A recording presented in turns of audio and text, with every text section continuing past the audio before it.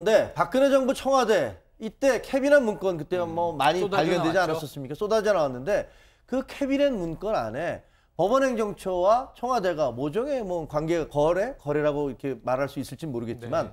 그런 뭐가 있었다라는 그런 의혹. 당시에도 이런 이야기는 이제 왕왕 있었는데 네. 이 내용을 이재정 이제 민주당 의원실이 확인을 시켜준 겁니다. 그러니까 이 안에서 어떤 내용이 담겨 있냐면 과거에 나왔던 얘기는 이 사법부가 영장 없이 체포하는 것을 좀 행정부에 들이밀려고 하지 않았느냐 이런 정황이 있었죠. 네. 70년대로 돌아가는 일이냐 이런 깜짝 놀랄 일이다.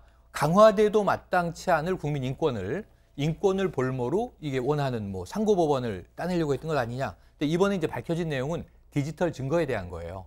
당시에 정부가 디지털 증거를 인정하는 게 법원에서 좀 엄격화할 가능성이 있어서 노심초사하고 있었다는 거예요.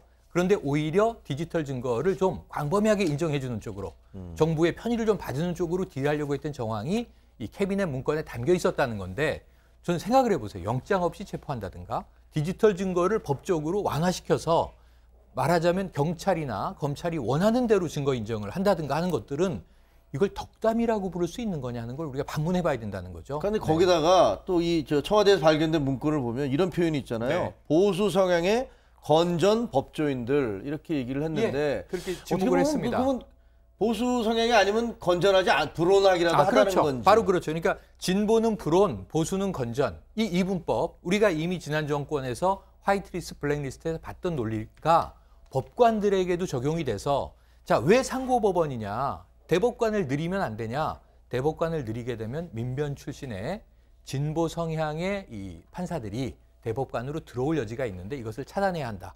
이 논리로 지금 상고법원 진행을 했는데 그러다 보니까 이 안에 대법원은 건전 이 법조인들이 장악하고 있어야 나라가 건강하다라는 이제 발상이 담겨 있다는 그러니까 거죠. 이게 어떻게 보면 이게 불온한 사상이지 않겠습니까? 정말 보수적인 네. 법조인들도 기분이 굉장히 안 좋을 것 같아요. 어떻게 왜 세상을 이런 식으로 나눠서 그렇죠. 건전 불건전을 도대체 누가 평가를 하는 건지 그렇습니다. 잘 모르겠습니다만 어쨌든 우리 청와대에서 저런 문건을 만들었었다라는 사실 자체가 이제 공개돼서 하긴 그보다 훨씬 더한 짓도 많이 한 걸 확인했습니다만